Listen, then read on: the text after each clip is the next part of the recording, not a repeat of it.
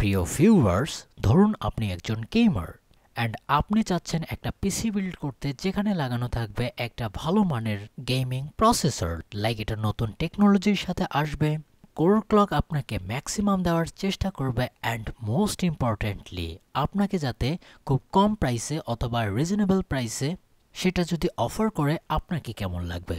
অবশ্যই আপনার মুখে হাসি চলে আসবে।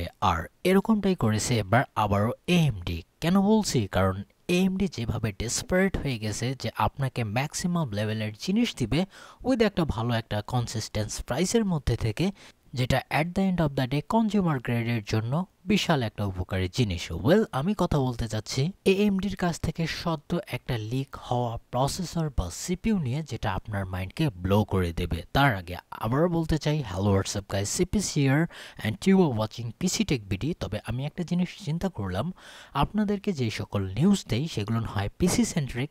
আশা করি এটার একটু উপরে উঠে যাব, অর্থাৎ মোবাইল গ্যাজেট অথবা অন্য টেক নিউজের উপর।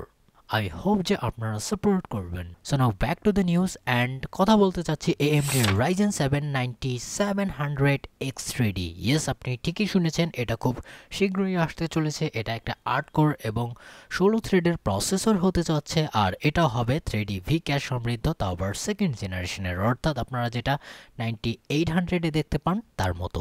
কিন্তু প্রবাবলি আপনাকে একটা বেস্ট পারফরমেন্স দিবে গেমিংয়ের জন্য, কারণ প্রথমে যদি এর ক্লকের দিকে দেখি তো এটা আমাদের মাইন্ডকে ব্লো করে দিয়েছে। বিশেষ করে যদি আমি কথা বলি এর প্রথম কোরগুলোর গিগাহার্জের কথা, এটা up to, yes, up to 5.8 gigahertz চলে গিয়েছিল। ইয়েস, 5.8 গিগাহার্জ, যেটা আবার প্যাসমার্কে দেখা গেছে। আর সবচেয়ে ইন্টারেস্টিং পার্ট হচ্ছে আপনার যে Ryzen 7 9800X3D-কে দেখেন, সর্বোচ্চ মানের গেমিং প্রসেসর, এর উপরেও একটা আছে বর্তমান সময়ের উইসিস ডাবল, যেটা X3D, সেটার কথা বলছি Ryzen 9-এর। তো এটাতে যদি কথা বলি, আবার বলছি 5.8 গিগাহার্জ, যেটা এর আগের বারের তুলনায় প্রায় 600 মেগাহার্জ বেশি। এগেইন এটাতেও থাকবে 96 এমবির ম্যাসিভ ক্যাশ, তার সাথে থাকবে প্লাস 8 এমবির লেভেল 2 ক্যাশ, অর্থাৎ আপনারা এখানে ধরেই নিতে পারেন টিটিপি আগের মতোই থাকবে, অর্থাৎ 120 ওয়াট। এখন যদি আমি প্যাসমার্কের স্কোর দেখি তো এটা আমাকে অবশ্যই একটু অবাক করেছে, কারণ আমরা যদি এর আগেরটার কথা বলি যেটা 9800X3D, সেটার বেঞ্চমার্কে মোটামুটি ভালো পর্যায়ে বিট করে দিতে পেরেছে, যেটা আসলে আউটস্ট্যান্ডিং একটা বিষয়। আর প্রবাবলি ধরা যাচ্ছে এটার প্রাইস ওটার থেকে প্রায় কম হলেও $50 থেকে তো $100 পর্যন্ত কম হতে পারে। আর এটা আসলে একটা টোটালি গেম চেঞ্জার হতে পারে অনেকের জন্য, অর্থাৎ অনেককে কোর বেশি দরকার হয় না, যারা গেমার আছেন তাদের প্রয়োজন নেই 8 কোরের উপরে যাওয়ার। অলদো আপনি উপরের দিকে যেতে পারেন, তবে বাকিটা আপনার উপর থাকবে। আর এটা যদি আসলে এই স্পেকের সাথে আসে, বিশেষ করে ক্লকের সাথে, এটা আউটস্ট্যান্ডিং পারফরমেন্স করবে, যেহেতু এর প্রাইস অনেকটা কম থাকার সম্ভাবনা আছে, কারণ এটার তো সিরিজ ওয়াইজি এটার দাম কম। এটা দেখে আমি অনেক এক্সাইটেড। আই হোপ যে এটা সামনের দিকে ভালো একটা সেলিং পয়েন্ট হোল্ড করে রাখতে পারবে। তারপর যে নিউজটি আসছে সেটিও এএমডির কাছ থেকে, আর এএমডির রাইজেন এআই ম্যাক্স প্লাস যে সিরিজ আছে সেটার কথাই বলছি, অর্থাৎ স্ট্রেক্স হালোর কথা বলছি। তো এখানে আর একটা সিপিইউ বা এপিইউকে স্পটেড করা গেছে, which is Ryzen AI max plus 388। আর এটাও অনেক ইন্টারেস্টিং হতে চলেছে, কারণ এখানে একটা আপনাদেরকে বিষয় বলি, আপনারা এর টপ এন্ডের কথা জানেন, অর্থাৎ রাইজেন এআই ম্যাক্স প্লাস যেটা প্রো সিরিজ 395, সেটাতে আপনারা জানেন 16 কোর এবং 32 থ্রেডের সাথে আসে। আর এখানে ম্যাসিভ রেডিয়ন 8060S একটা ম্যাসিভ আইজিপি দেখতে পারেন, যেটা আবার 40 কম্পিউট ইউনিটের সাথে আসে RDNA 3.5-এর। এর নিচেই কিন্তু ছিল 390, এটাতে আবার কোর কম ছিল এবং আইজিপিও খানিকটা ছোট ছিল, অর্থাৎ এটা 32 কম্পিউট ইউনিটের ছিল, অর্থাৎ রেডিয়ন 8050S। তো এখন দুইটা প্রসেসরকে আমরা দেখতে পারছি। নিচেরটা কেন বললাম এক্সাইটিং, কারণ এটা আসছে শুধুমাত্র 8 কোর এবং 16 থ্রেডের সাথে, অর্থাৎ অনেককেই দরকার হয় না বেশি কোরের, যেটা বললাম আর কি। তো সেক্ষেত্রে এটার সাথে আসতে চলেছে আবার রেডিয়ন 8060S এর মতো 40 ফুললি ফ্লেজেড 40 কম্পিউট ইউনিটওয়ালা RDNA 3.5-এর আর্কিটেকচার আইজিপি হিসেবে। আর একটা থাকছে 12 কোর এবং 24 থ্রেডের সিমিলার কম্পিউট ইউনিটের সাথে। উপরেরটা বাদ দিলাম, নিচেরটা কেন বললাম, কারণ কারণ অনেকেই 8 কোর দিয়েই বা 16 থ্রেড দিয়েই কাজ চালিয়ে দিতে পারে অনেক কম্পিউটিংকে। তো সেক্ষেত্রে যদি একটা পাওয়ারফুল আইজিপি পায় তো সেক্ষেত্রে হয় কি ডিসক্রিট জিপিউর দিকে দেখা লাগে না, অর্থাৎ এই ধরনের ল্যাপটপ দিয়ে আপনি ভালো লেভেলের কাজ করতে পারবেন।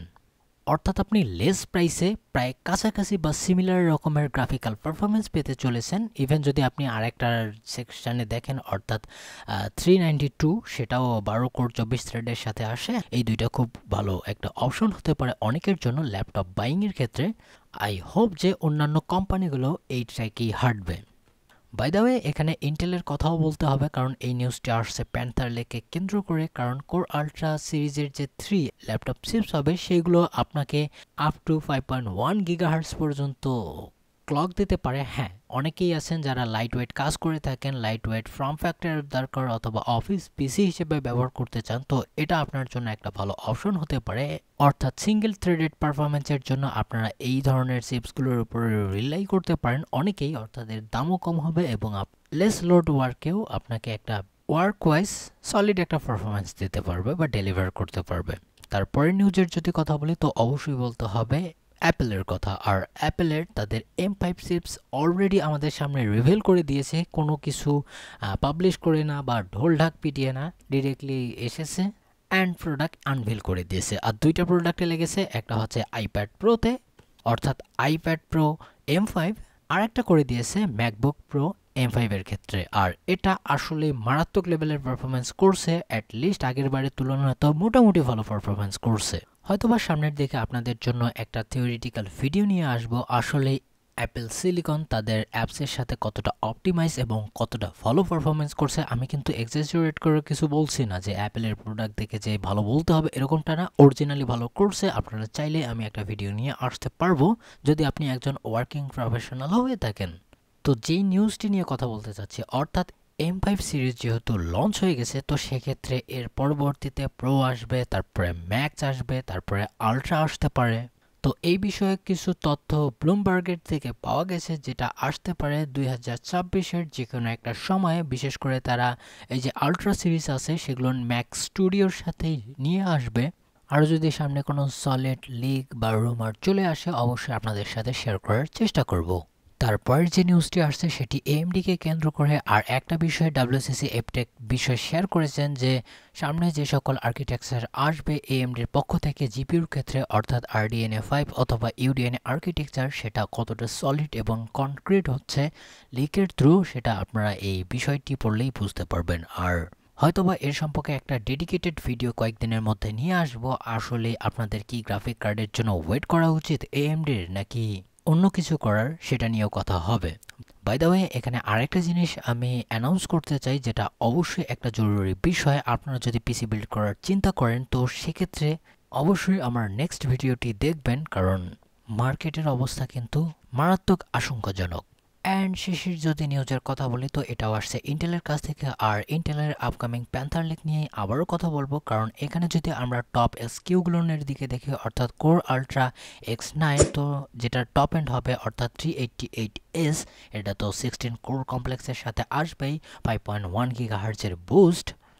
তবে ইন্টারেস্টিং পার্ট হবে এর আইজিপি, অর্থাৎ আর্ক B390-র মতো জিপিইউ এখানে আমরা দেখতে পারবো। অর্থাৎ এখানে টোটাল থাকবে 12টা এক্সি কোর, টিডিপি থাকবে ম্যাক্সিমাম 80 ওয়াট। আর এক্ষেত্রে আপনারা অন্যান্য লিস্টগুলো দেখতে পারেন, অর্থাৎ অনেক বড় বড়, অর্থাৎ আপনি কোর আলট্রা 7-এর লাস্ট পর্যন্ত আপনারা কিন্তু 12টা কোরের গ্রাফিক্স প্রসেসর ইন্টিগ্রেটেড সেটা কিন্তু দেখতে পারবেন। ইভেন আমি যদি কোর আলট্রা 5-এর কথাও বলি তো সেক্ষেত্রেও আপনারা 10টা এক্সি কোর দেখতে পারেন, তাও আবার XG3 আর্কিটেকচারের।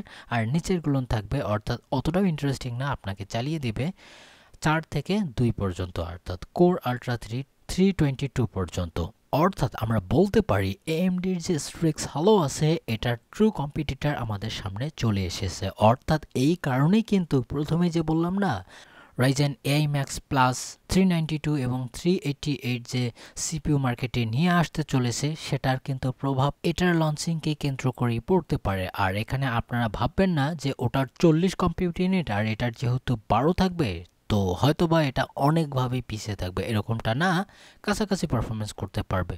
আমি বলছি না যে AMD কে বিট করে দিবে, যদি তার কাছাকাছি পারফরমেন্স করে তো অনেকের কিন্তু পছন্দ এখনও ইন্টেল বেস CPU, বিশেষ করে ল্যাপটপের ক্ষেত্রে, তো সেক্ষেত্রে কিন্তু একটা কনসিডারেবল বিষয়। আর আমার মনে হয় এই কারণেই AMD এই কাজটা করছে। আই হোপ যে ভিডিওটি আপনাকে ভালো লেগেছে, যদি লেগে থাকে অবশ্যই একটা লাইক দিবেন, যদি কিছু বলার থাকে অবশ্যই কমেন্টে জানাবেন। আপনারা কমেন্ট করেন না কেন, এটার জন্য কিন্তু অনেকটা রিস্ক কম হয়ে থাকে। আর প্লিজ চ্যানেলটিকে সাবস্ক্রাইব করেই যাবেন। দেখা হবে নেক্সট কোনো ইন্টারেস্টিং ভিডিওতে। অবশ্যই ভালো থাকবেন, সুস্থ থাকবেন। Bye bye.